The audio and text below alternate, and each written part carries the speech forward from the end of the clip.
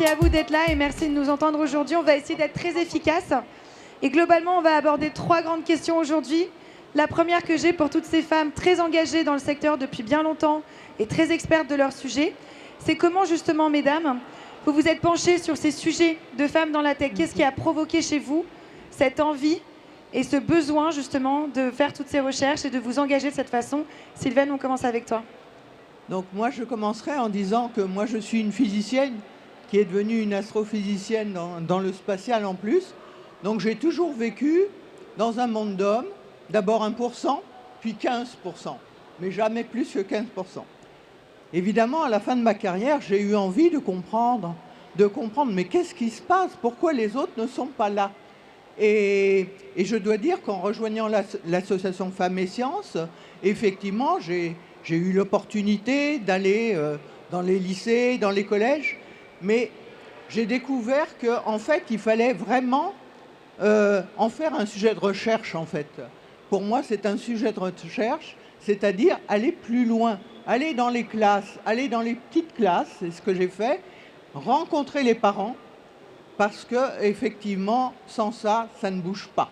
Et depuis 20 ans, ça n'avait presque pas bougé, et ça s'est même empiré. Merci beaucoup, Sylvaine.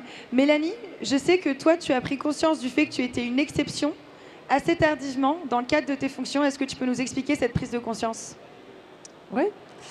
Alors, en fait, moi, j'ai commencé à travailler sur la question, ce que j'ai dit il y a 3 ans, au moment où j'ai pris les fonctions nationales au niveau associatif à la Société mathématique de France. Donc c'est à ce moment-là que je suis arrivée en pleine période de Covid, au moment de la mise en place d'une réforme qui avait été décriée par tous mes collègues, sans exception, et avec des alertes des associations Femmes et Mathématiques, de la SMF, pour signaler les problèmes qui allaient être générés par l'absence des mathématiques pour tous dans le tronc commun. Et en fait, ce qui m'a fait réagir, donc c'est 2 facteurs. C'est d'abord la découverte qu'en fait, cette chute des filles en maths, elle était nouvelle, parce qu'elle suivait une longue période de progression dans l'éducation. Et donc, c'est une énorme colère, en fait, qui est arrivée à ce moment-là, de se dire que c'était tellement injuste. Et c'était d'autant plus injuste que je me sentais visée. Parce que moi, au lycée, j'aimais pas la physique, j'aimais pas la biologie. J'aimais bien les maths, j'aimais bien le sport, j'aimais bien la musique, j'aimais bien la littérature, j'aimais bien les langues. Mais j'aimais pas les maths et la physique, c'était pas ça qui m'intéressait. Donc je me suis dit qu'en fait, si moi j'avais été à leur place, j'aurais été exclue de ce système-là et je serais pas là où je suis. Et ça m'a donné, ça m'a donné beaucoup d'énergie pour dire, ben maintenant on va écrire, on va documenter et après on a eu la chance d'être relayé par les médias et donc ça a permis. Cette voie, cette petite porte ouverte a permis ensuite de pouvoir construire et de réfléchir sur qu'est-ce qui s'était produit, comment on avait produit ces discriminations, comment elles se propageaient, d'où elles venaient, enfin essayer de réfléchir à d'où elles venaient, ce qui est extrêmement compliqué, et puis après comment on allait agir. Voilà, mais en fait c'est assez récent puisque tant qu'on est dans le système, comme Sylvaine, avec très peu d'hommes, en fait, on est habitué à fonctionner dans un monde d'hommes et on ne se rend pas compte de comment on est exclu. Parce qu'en fait, moi, je ne suis pas devenue professeure, je suis restée bloquée, en fait, en haut de la pyramide. Je suis restée bloquée. Donc, j'ai vécu aussi ce système d'exclusion sans le savoir. Je ne m'en suis pas rendu compte, je me suis fait exploiter comme la très grande majorité de mes collègues femmes qui sont arrivées là par miracle, quoi. Et d'ailleurs, merci Mélanie, je crois qu'Isabelle, c'est un peu la même histoire qui t'est arrivée finalement. Toi aussi, tu étais une exception, mais tu ne le savais pas. Moi, j'ai appris à programmer avec mon père quand j'avais 14 ans. Donc, la question ne se posait pas si c'était pour les garçons ou pour les filles. Moi, j'ai programmé avec mon père quand j'avais 14 ans. Alors, il faut vous représenter, on était dans les années 80, c'était assez différent, l'informatique. Mais... Et en fait, j'ai découvert que j'étais une femme quand j'ai cherché du boulot. Je veux dire, avant, j'étais un informaticien comme les autres, avec mes potes. Enfin, je ne voyais pas le souci, quoi. J'ai pas eu de problème dans les études. Maintenant, je sais que j'ai pas eu de problème dans mes études parce que mon compagnon, qui est devenu mon mari, faisait les études en même temps que moi et j'étais respectée à travers lui. Mais ça, à l'époque, je ne le savais pas. Et la deuxième chose, c'est comme j'avais le niveau, comme j'étais bonne élève dans mes études d'informatique, on ne discutait pas à ma place. Alors que les filles qui étaient moyennes, on se disait, ah, mais si ça se trouve, c'est pas la bonne orientation. Alors que les garçons qui étaient moyens, on leur disait, allez, faites un effort. Donc j'ai découvert que j'étais une femme en arrivant dans l'emploi, parce que là, j'ai découvert que j'étais une jeune femme mariée en capacité de faire des tas d'enfants, et que je ne serais pas le premier choix pour l'employeur, parce qu'évidemment, j'allais m'en occuper exclusivement. Donc j'ai lâché l'affaire. J'ai commencé par faire de la formation en informatique, comme souvent les femmes qui sont poussées sur le bord. J'ai aussi fait de la documentation en informatique pour payer mon doctorat, comme souvent les femmes qui sont poussées sur le bord en informatique. Et puis au bout d'un moment, j'ai plus cru. Et puis je suis rentrée en sciences de l'éducation pour avoir un diplôme. Là, j'ai rencontré les études genre. Je me suis dit, ah ok, j'ai compris. J'ai compris pourquoi j'étais une hiérarchie en informatique. J'ai compris pourquoi j'ai pas trouvé de boulot. J'ai compris pourquoi j'ai lâché l'affaire, parce qu'au fond, je pensais que l'informatique, c'était pas vraiment... J'étais pas faite pour ça. Si j'avais trouvé un boulot en informatique, j'aurais été une informaticienne très heureuse. Je suis devenue une sociologue très heureuse. C'est paradoxal, hein, je suis la personne qui a trouvé du boulot en sociaux et pas en info. Ah, ne faites pas ça. Je suis devenue une sociologue très heureuse et évidemment, j'ai eu envie de comprendre pourquoi il m'a fallu autant de temps pour comprendre mon chemin. Merci Isabelle, on reviendra là-dessus justement après. Et on finit avec Fatima. Fatima, j'ai beaucoup aimé ton histoire. Tu m'as dit une phrase que j'ai trouvée très puissante. Ce qui compte, c'est ce que je sais faire, pas ma religion, pas mon genre et pas ma couleur. Fatima travaille dans la tech et dans les télécommunications. Est-ce que tu peux nous raconter justement comment tu es arrivée dans cet univers-là? Oui, absolument. Donc, je travaille dans les télécommunications. Je suis directrice de programme de livraison et de maintenance. Et je suis ingénieure docteur dans les télécoms. Et lorsque j'étais au lycée, j'ai choisi d'être ingénieure parce que je voulais un bon métier. Mes parents étaient analphabètes et ne pouvaient pas m'indiquer les filières à suivre. Et je trouvais que c'était un bon métier, très intéressant. Et j'ai jamais eu de frein. J'ai fait une classe prépa, une école d'ingé, et voilà, super. Et lorsque je suis rentrée dans le milieu du travail, j'ai été discriminée sur mon nom, où on m'a dit que Fatima, ça ne le faisait pas. Et donc, je me suis dit qu'il fallait peut-être que je change mon nom. Et j'ai surtout gardé mon nom de naissance, hein, toute ma vie. Et j'ai eu la chance de rencontrer la tech, les télécoms, où on m'a dit, mais Fatima, ce qui compte, c'est ce que tu sais faire. Et là, vraiment, c'est très, très sincère.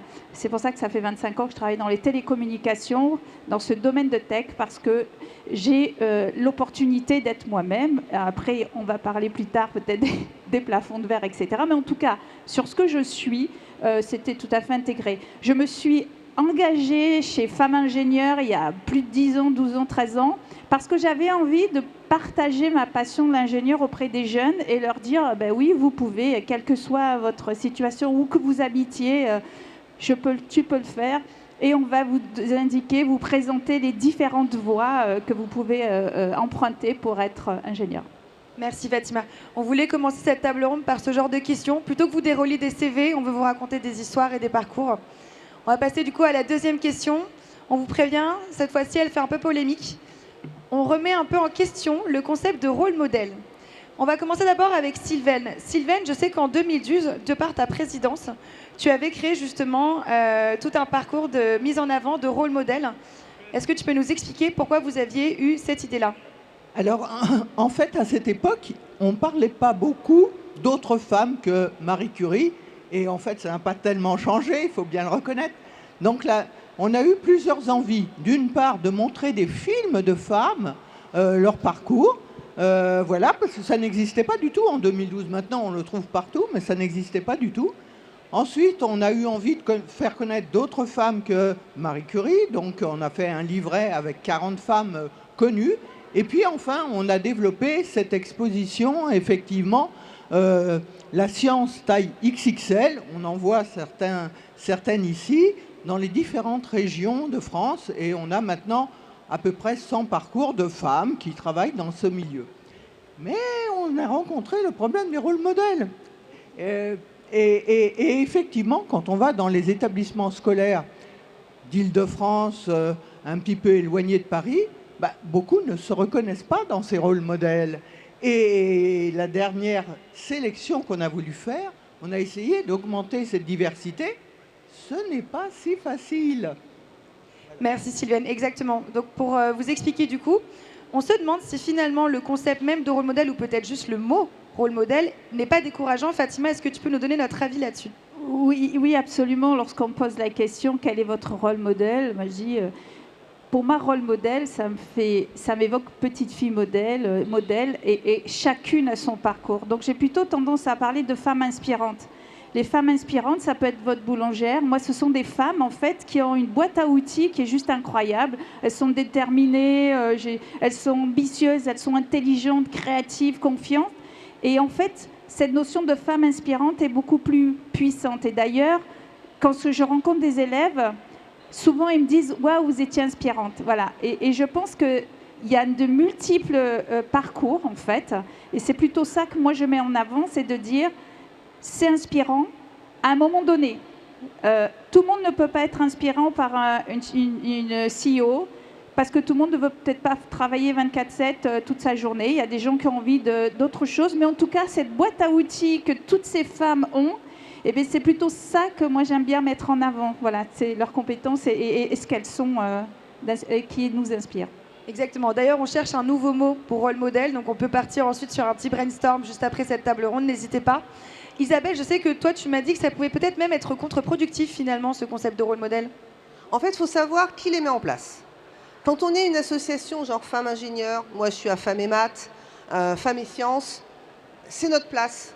Je veux dire, on est là pour représenter ce qu'on fait, qui on est, pour visibiliser les femmes, parce que sinon on ne le fait pas, je ne suis pas sûre que beaucoup de gens le fassent à notre place. Donc là, on est à notre place. Quand on est une entreprise, quand on est une université, et qu'on veut mettre le paquet sur les rôles modèles en regardant quelles sont les femmes de l'entreprise pour leur faire porter la responsabilité du fait que l'entreprise ne travaille pas là-dessus en disant non mais toi tu es une femme, ça doit t'intéresser, va faire rôle modèle, c'est quand même pas mal se débarrasser du problème, c'est-à-dire faire porter la responsabilité de la discrimination par le groupe discriminé. Si on veut que ça ne marche pas, c'est plutôt habile.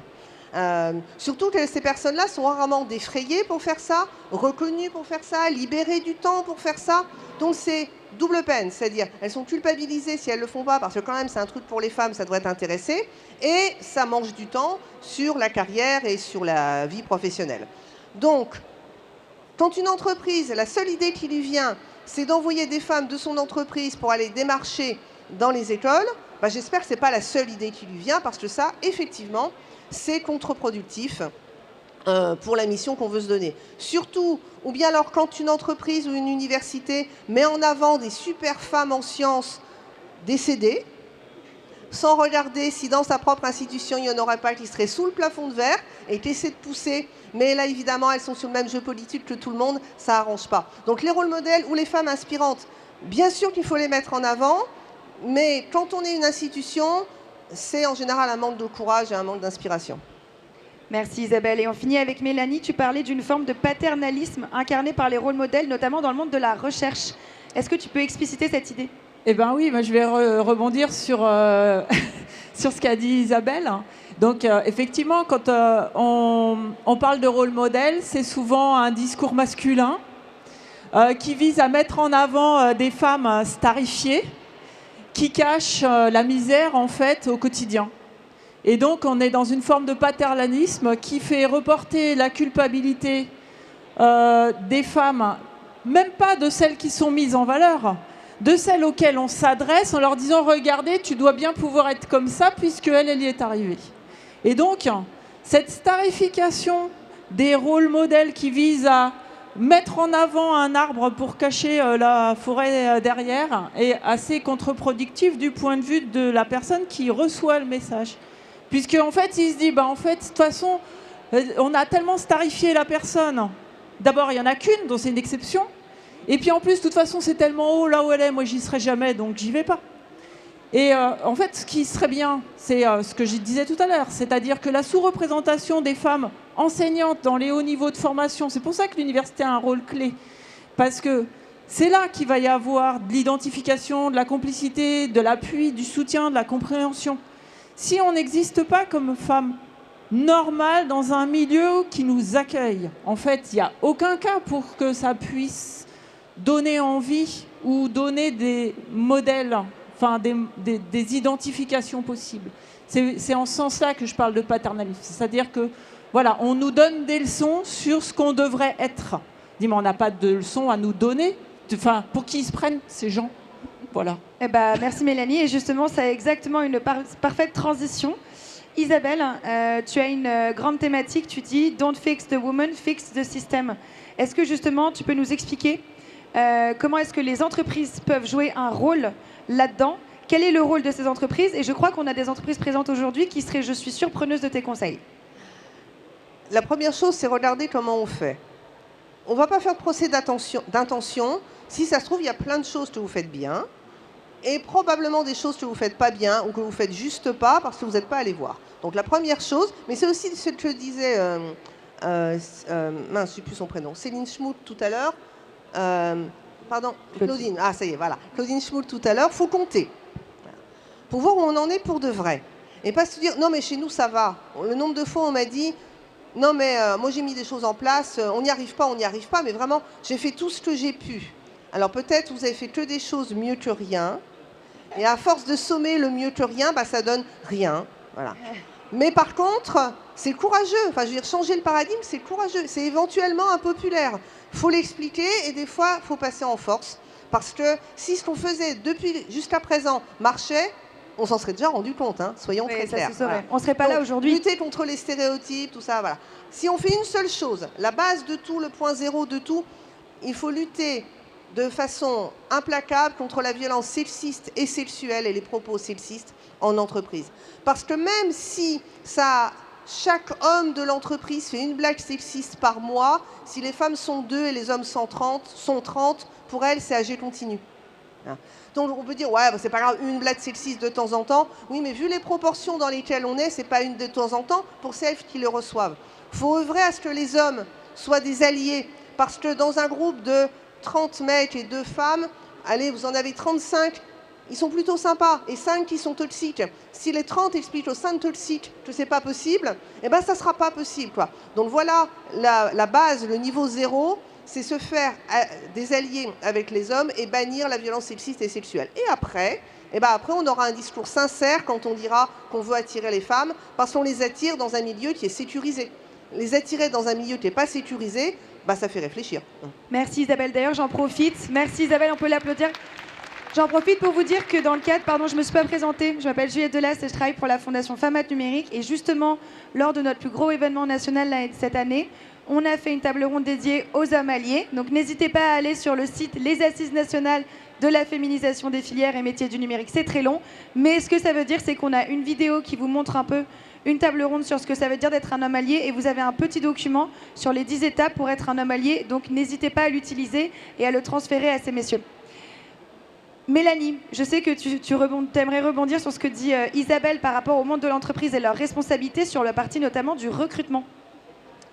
Oui, ben en fait, je ne peux que souscrire à ce qu'a dit Isabelle. Je pense que on détient la clé déjà dans l'environnement du travail. Et je pense que tout le monde a gagné à avoir un environnement du travail qui n'est pas basé, ce que je disais tout à l'heure, sur la compétition et sur le fait d'écraser le voisin pour mieux se monter de soi, mais de développer la collégialité, la bienveillance, l'accueil de l'autre et de ce que disait Fatima qui me paraît essentiel, de reconnaître les gens non pas sur leur étiquette mais sur leurs compétences, sur ce qu'ils savent faire et les encourager à aller à explorer en fait au mieux les compétences et à monter leurs compétences sans les détruire. En fait, je pense que c'est là. Et donc, les biais de recrutement sont liés aussi au fait que, ce que je disais, c'est qu'il y a des jeux de domination et de pouvoir très importants qui font qu'il y a évaluer un dossier de recherche.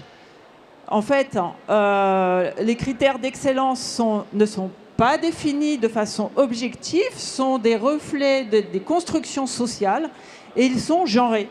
Et donc, quand on est recruté dans un milieu d'hommes par des hommes, les critères sont sur des normes masculines. Il y a une sociologue qui avait fait une petite analyse que je trouve extrêmement pertinente là-dessus, qui disait en fait les normes qui reviennent régulièrement dans les critères de promotion dans la recherche sont des normes qui sont basées sur l'autorité, la disponibilité et l'ambition.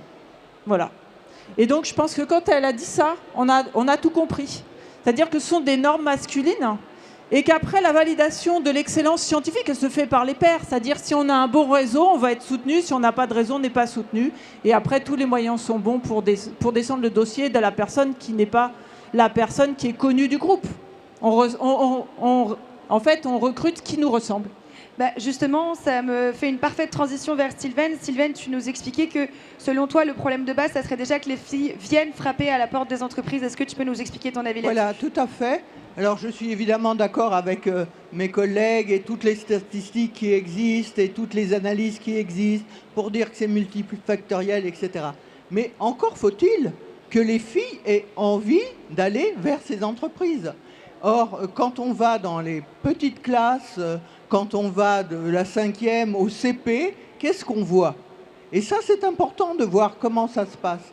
Eh bien, on voit effectivement un rejet, au début du collège, un rejet des mathématiques et des sciences, très rapidement, principalement chez les filles, mais maintenant dans 50% chez les garçons aussi. Et ce que l'on voit dans les petites classes, c'est que dès qu'on fait des expériences avec les enfants, dès qu'on aborde les sciences de façon concrète, elles sont comme les garçons. Alors on dit elles sont moins bonnes en maths à partir de la fin du CP. Mais oui, mais il faut voir comment c'est enseigné.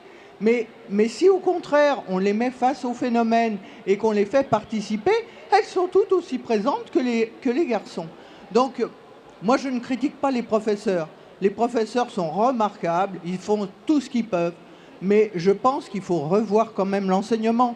L'enseignement est beaucoup trop abstrait dans ces matières-là, beaucoup éloigné de la réalité, éloigné de la vie pratique, et que pourtant il existe des méthodes présentées par Villani et Tomassi il y a maintenant presque 10 ans, et pas du tout enseignées. Alors on va peut-être commencer, enfin, 10 ans plus tard, et surtout mal connues des professeurs. Donc ils ne sont pas encouragés à utiliser ces méthodes. Et je crois quand même qu'il faut revoir un petit peu la façon dont on enseigne les mathématiques, la physique, la chimie. Ce n'est pas indispensable la physique-chimie en 6e. Par contre, si effectivement on déteste les mathématiques, on n'a aucune chance de s'intéresser à ces disciplines scientifiques. On pourra en parler au déjeuner, je crois qu'on a beaucoup de choses à dire là-dessus. Un mot de la fin pour clore cette table ronde, Fatima. Quel serait ton mot de la fin, justement? Quelle serait, selon toi, la solution? Qu'est-ce qu'il faut faire pour faire changer les choses? Alors, c'est multifactoriel. Moi, je pense que c'est évidemment un changement culturel. Donc, en fait, c'est une approche holistique. C'est pas une action qui va empêcher le découragement. Donc, il faut vraiment, au travers tous les âges, de faire connaître, de faire expérimenter, surtout. Pour être en complément de ce que vous disiez, c'est d'adresser les parents parce qu'on constate aussi l'influence et au quotidien, quand je rencontre des jeunes, je les vois, il faut les rassurer, leur permettre de comprendre le champ des possibles incroyable qu'il y a et lever certains freins qu'ils ont. Donc vraiment, je dirais, adressons les parents. Il n'y a pas que l'école, il y a aussi la sphère familiale. Et là, demain, une série télé sur Netflix qui va parler d'ingénieurs et qui va mettre une intrigue au sein d'un monde d'ingénieurs. On ne va pas comprendre, comme dans Grey's Anatomy, comment fonctionne la création d'un logiciel. Eh bien, super, on aura bien avancé. Merci Fatima, je vous demande de les applaudir. Je vous remercie pour votre attention. Et on remercie le Festival Sciences Infuse qui parle justement au grand public et c'est de dont on a besoin. Merci mesdames.